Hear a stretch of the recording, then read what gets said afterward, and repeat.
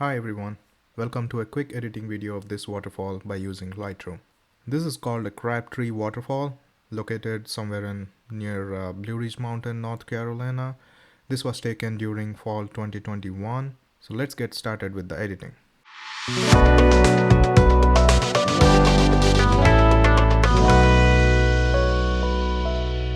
The very first thing we'd like to do for this edit is to check remove chromatic aberration. Next, we need to choose a correct picture profile for this edit. For fall images, mostly I tend to choose the camera vivid, which makes these colors very bright and very vibrant. So that's what we normally need for a fall edit. Next, let's check the white balance.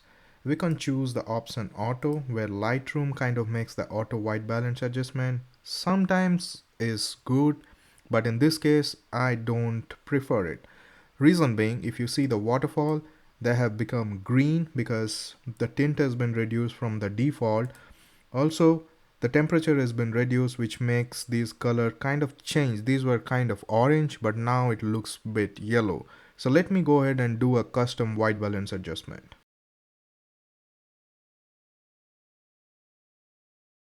Okay, so I went ahead and changed the white balance. Right now this image is kind of very dark. Reason being, it was a very overclouded day. So what we're gonna do is, let's adjust the shadows and highlights a bit. The bottom part of the image or the foreground of the image is very dark, but we can do a linear gradient later and kind of bump up the brightness of only this bottom part without changing anything on the top. So let's go ahead and do the first basic adjustments.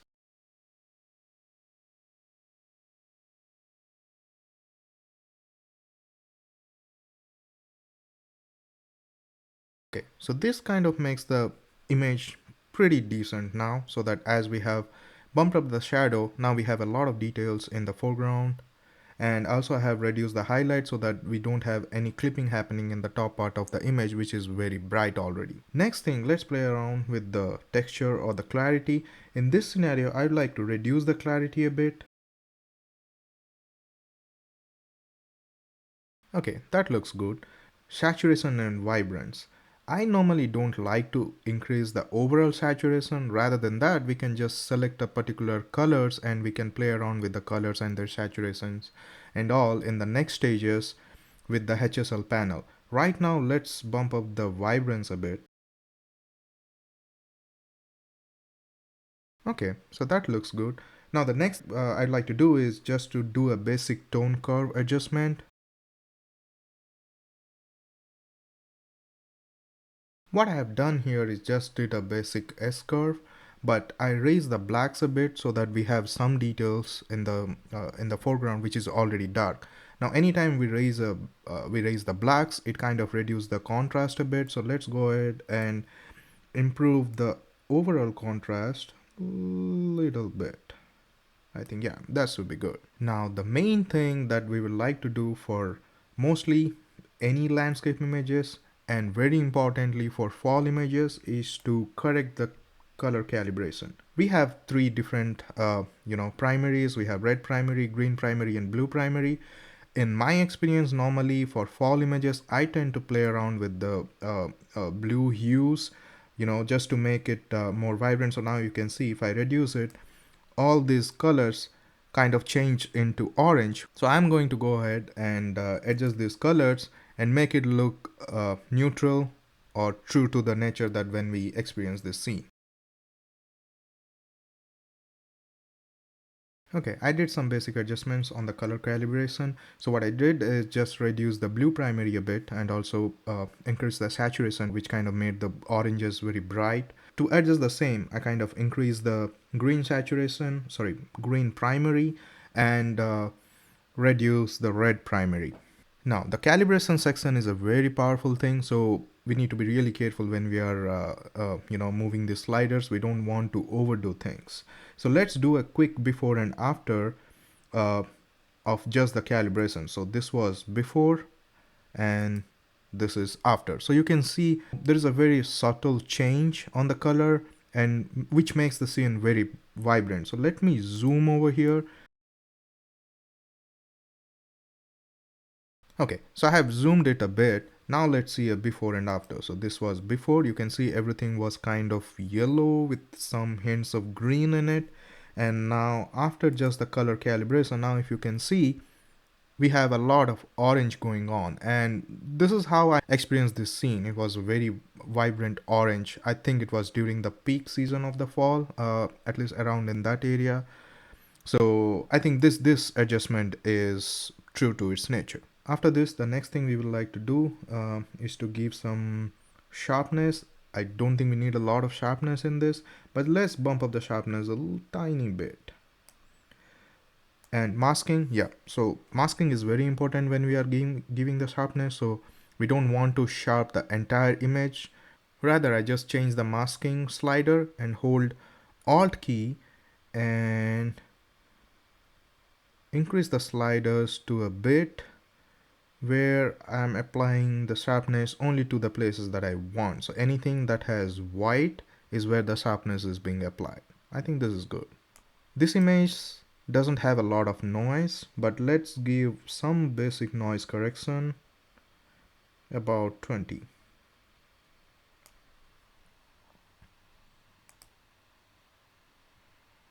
Now as we have done all these corrections, the next what we would like to do is to correct individual colors. So let me go ahead and do this color corrections, and then I can explain what I have done.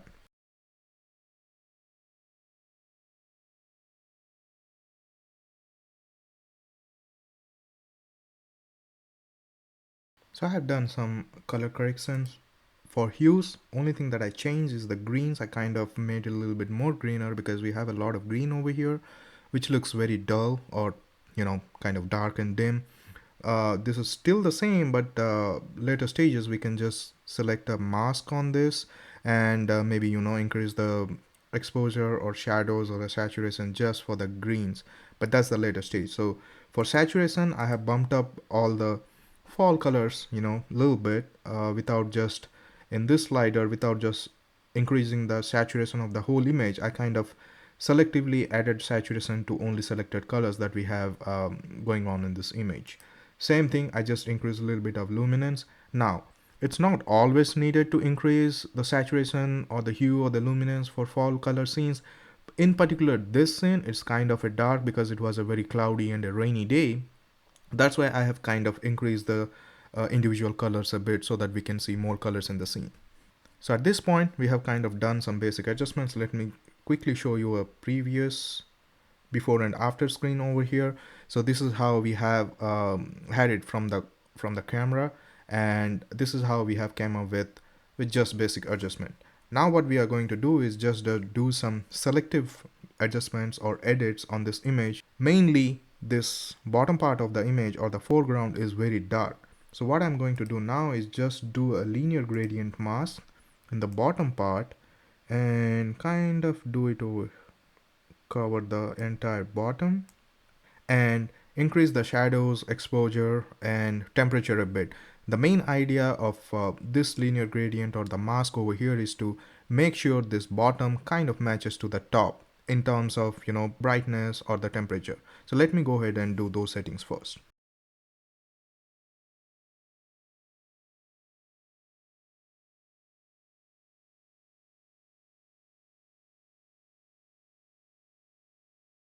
Okay, so basically what I did is just increase the shadows and exposure a bit. Also gave a little bit of texture to it because we have a lot of rocks and this waterfall happening here. So a little bit of texture, not too much, and also bumped up the saturation. I have also increased the temperature tiny bit just to make this bottom part match the top. Now next, the selective edit that we are going to do is add another linear gradient to this corner over here. This corner, for some reason, it's very dark. Maybe because we used a very wide angle lens, and I believe we had a ND filter on top of it. So this particular corner is very dark. So let's do the similar edit that we did to the bottom.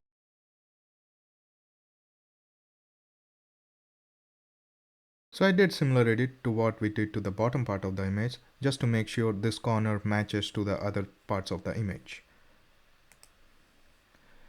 The next mask we would like to add is to the top, another linear gradient, and reduce the highlight or exposure a bit because we are almost there to clip.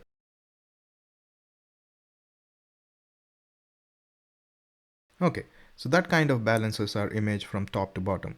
The next selective edit that we would like to do, as I mentioned before, is to make sure these greens are kind of giving more vibrance or color to it. So let's do a brush mask and reduce the flow and density a little bit so that we are not doing a harsh change on it.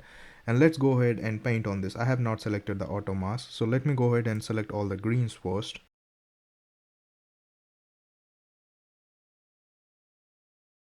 I went ahead and selected almost all the greens. Now what we're going to do is just increase the shadows a bit and also exposure a bit.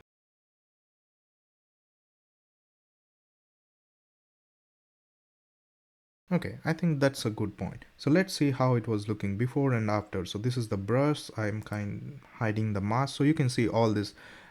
Notice these green parts of the image, and this is before and this is after. Before and after.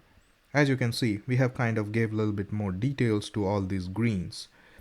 What we can do more is come over to this selective colors or the HFL section and maybe bump up the green saturation a bit.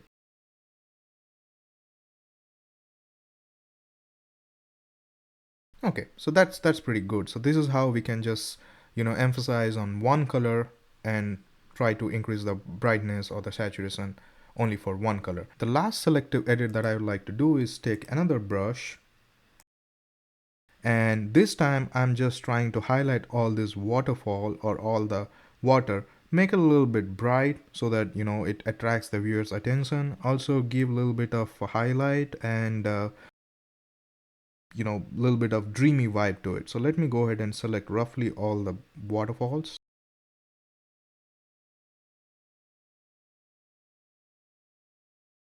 Okay, now as we have selected the waterfall parts of it, so let me increase the shadows or the whites a bit.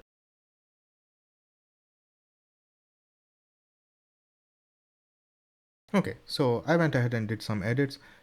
I reduced the temperature a bit because, why not? We can have the water a little bit cooler than, towards the warm side. Increase the exposure, shadows, and whites. Also, I kind of reduce the sharpness and clarity a bit because again we need a dreamy vibe for this waterfall and it was a very soft long exposure, so I reduce the clarity a bit. Let's see how this looks before and after this edit. So this was before and after. Before and after. I hope you can see the difference. So this is almost done. The last thing that we would like to do is just give some negative vignetting to it. I normally give somewhere around negative 25 to 20, but as we have already seen, these corners are getting really dark. For this particular scene, I kind of I think negative 15 looks good. I think this is the final edit that I'd like for this image. So let me show you a quick before and after. So the left is this is how the raw image came straightly from the camera, and this is the after with some selective edits and base edits. Thank you for watching this quick waterfall edit video. I hope you like it, and if you do so, please do click the like button. To see future editing videos or my workflow, please do subscribe to my channel. Thanks a lot. See you next time.